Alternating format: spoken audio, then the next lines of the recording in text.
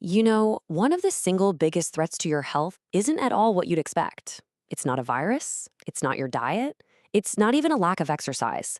It's something much quieter, something a lot of us feel, but we rarely talk about: loneliness. And I'm not just talking about a bad feeling. Get this: the US Surgeon General put out a pretty stark warning, saying that a lack of social connection can be just as dangerous for your long term health as smoking up to 15 cigarettes a day. Just let that sink in for a second. 15 cigarettes. So that leads to a huge question, right? How on earth can a feeling be that deadly? How does the simple emotion of being alone actually translate into a physical threat that's on par with a serious smoking habit? Well, the answer is kind of fascinating, and it's starting to completely change how we think about medicine.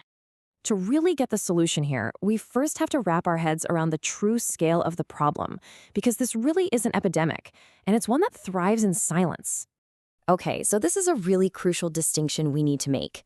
On one hand, you have social isolation. That's objective, right? It's just a measure of how many people you actually see or talk to.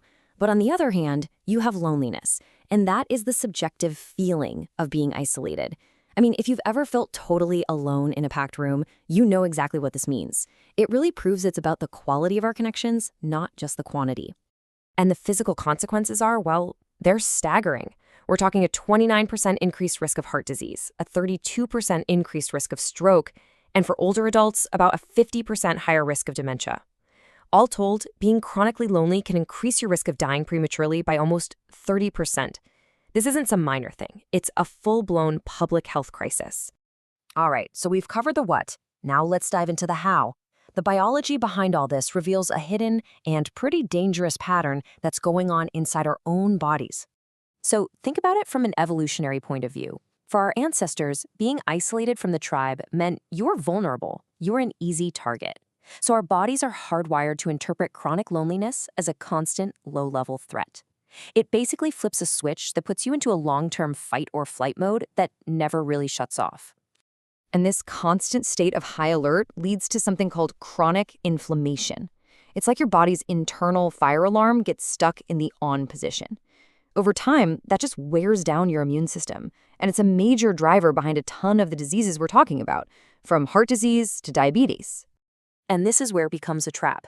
The stress and inflammation from feeling lonely can actually make you want to pull away from people, kind of as a self-protection thing. But of course, withdrawing just leads to more loneliness, which then creates even more stress. It's a self-perpetuating biological loop that's incredibly difficult to break on your own. But what if the answer wasn't another pill from the pharmacy? What if the best medicine was something else entirely? There's a new approach emerging, and it's basically a prescription for connection. The official name for this is social prescribing. It's a really cool concept being championed by the World Health Organization and others. And the core idea is pretty simple. Let's start treating loneliness like a legitimate medical issue that has a real, structured solution. So here's the simple, practical way it works. First, a doctor or nurse identifies that a patient's health problems might actually be coming from loneliness. Then, they refer that patient to what's called a link worker. You can think of them as a kind of community guide. And finally, that link worker connects the person to activities in their community that aren't medical at all. It's a safe, clear process designed to help, not to overwhelm. So, what does a social prescription actually look like in real life?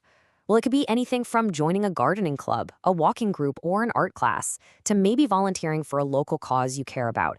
See, it's not about forcing awkward interactions. It's about helping people find their community, to find their people, a place where they feel like they actually belong. The strategic thinking behind this is just brilliant. Instead of only giving someone an antidepressant for symptoms like depression or anxiety, which are often downstream of loneliness, you prescribe a connection to treat the root cause. It's a huge shift from just managing sickness to actually building wellness. And this isn't just some small niche program. This could really be a glimpse into the future of healthcare, a future where the power of human connection is finally recognized as a core part of our health. And the data is showing that it actually works. The studies on these programs are showing really clear results. Patients report feeling less lonely, their overall well-being goes up, and, this is a big one for the healthcare system, it leads to fewer doctor visits, which takes a lot of pressure off of clinics and hospitals. But this builds into something so much bigger. I mean, this is more than just helping individuals one by one. This is a framework for creating a healthier society. It makes our communities stronger, it gives patients more power over their own health, and it builds this vital bridge between the formal healthcare system and all the amazing resources that already exist in our neighborhoods. For strategists, milestone. So, if there's one crucial takeaway, it's this: our health is not just biological, it is profoundly social. It's a simple idea, but it reminds us that sometimes the most powerful medicine you can get isn't a chemical at all, it's a connection. And that leaves us with a final, pretty provocative question to think about. We've spent over a century building these incredible clinics and hospitals, but what if the next great leap forward in public health isn't about building more walls, but about strengthening the connections that exist between all of us, right in our own neighborhoods?